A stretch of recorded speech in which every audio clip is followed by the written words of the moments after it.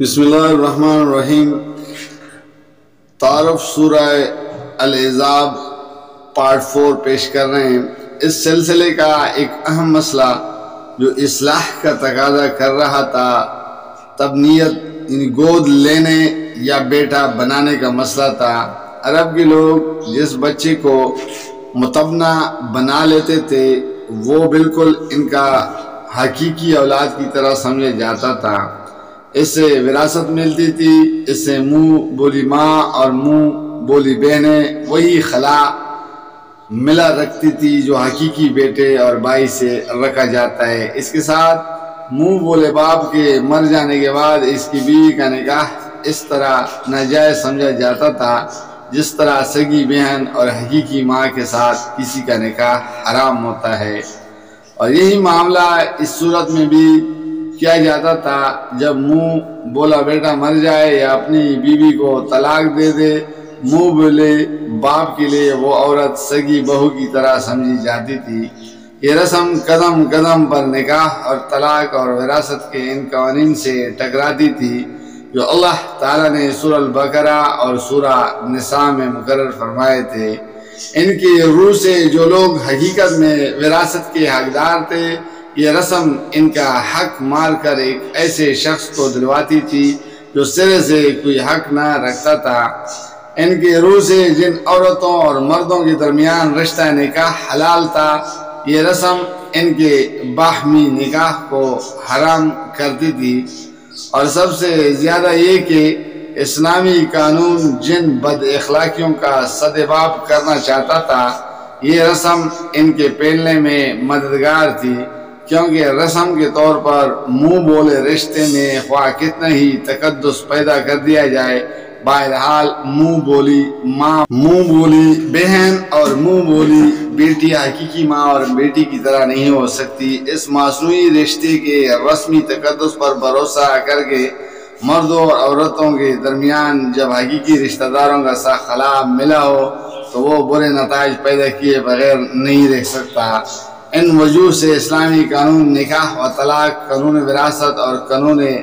حرمت زنا کا یہ تقاضا تھا کہ متبنہ کو حقیقی اولاد کی طرح سمجھنے کی تخیل کا قطعی اتصال کر دیا جائے، لیکن یہ تخیل محض ایک قانونی حکم کے طور پر اتنی سی بات کر دینے سے ختم نہیں ہو سکتا تھا کہ منہ بولا رشتہ کوئی حقیقی رشتہ نہیں ہے۔ صدیوں کے جمے ہوئے تعصبات اور اوہام محض اقوال سے نہیں بدلے جاتے، حکماً لوگ اس بات کو مان بھی لیتے کہ یہ رشتے حقیقی رشتے نہیں ہیں، پھر بھی منہ بولی ماں اور منہ بولے بیٹے کے درمیان، منہ بولے بھائی اور بہن کے درمیان، منہ بولے باپ اور بیٹے کے درمیان، منہ بولے سسر اور بہو کے درمیان نکاح کو لوگ مکروہ سمجھتے رہتے۔ نیز ان کے درمیان خلا ملا جلا کچھ نہ کچھ باقی رہ جاتا، اس لیے ناگزیر تھا کہ یہ رسم عملاً توڑ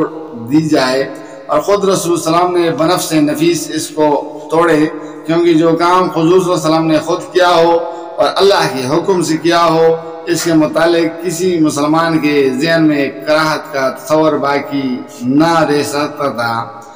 اس بنا پر جنگ احزاب سے کچھ پہلے نبی صلی اللہ علیہ وسلم کو اللہ تعالیٰ کی طرف سے اشارہ کیا گیا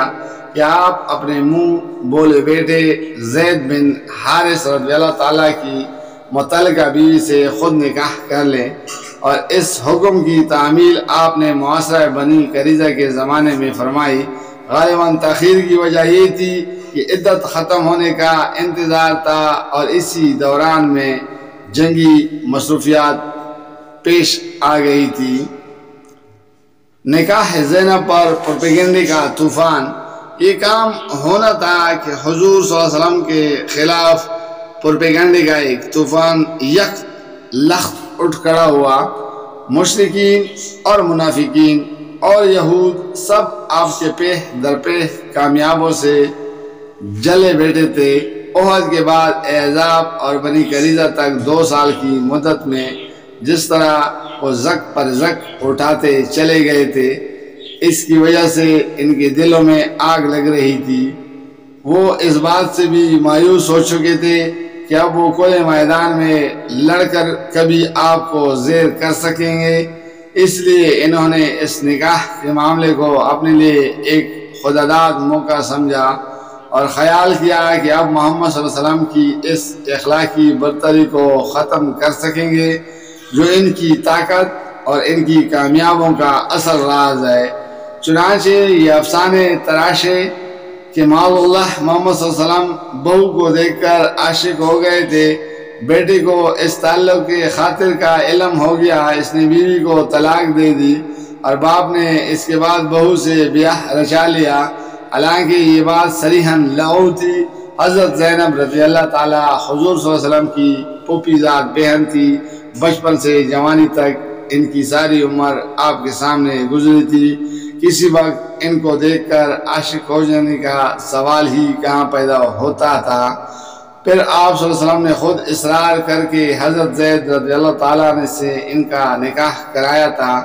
ان کا سارا خاندان اس پر راضی نہ تھا کہ قریش کے اتنے اونچے گھرانے کی لڑکی ایک آزاد کردہ غلام سے بیاہی جائے۔ خود حضرت زینب رضی اللہ تعالیٰ بھی اس رشتے سے ناخوش تھی، مگر حضور صلی اللہ علیہ وسلم کے حکم سے سب مجبور ہو گئے اور حضرت زید رضی اللہ تعالیٰ کے ساتھ ان کی شادی کر کے عرب میں اس امر کی پہلی مثال پیش کر دی گئی کہ اسلام ایک آزاد کردہ غلام کو اٹھا کر شرفائے قریش کے برابر لے آیا ہے۔ اگر فی الواقع حضور صلی اللہ علیہ وسلم کا کوئی ملان حضرت زینب رضی اللہ تعالیٰ کی جانب ہوتا تو زید بن حارثہ سے ان کا نکاح کرنے کی ضرورت ہی کیا تھی، آپ خود ان سے نکاح کر سکتے تھے، لیکن بے حیا مخالفین نے ان سارے حقائق کے موجود ہوتے یہ عشق کے افسانے تصنیف کیے، خوب نمک مرچ لگا لگا کر ان کو پلایا اور اس پروپیگنڈے کا سور اس زور سے پونکا کہ خود مسلمانوں کے اندر بھی ان کی گڑی ہوئی روایات پھیل گئی۔ جزاک اللہ، فی امان اللہ۔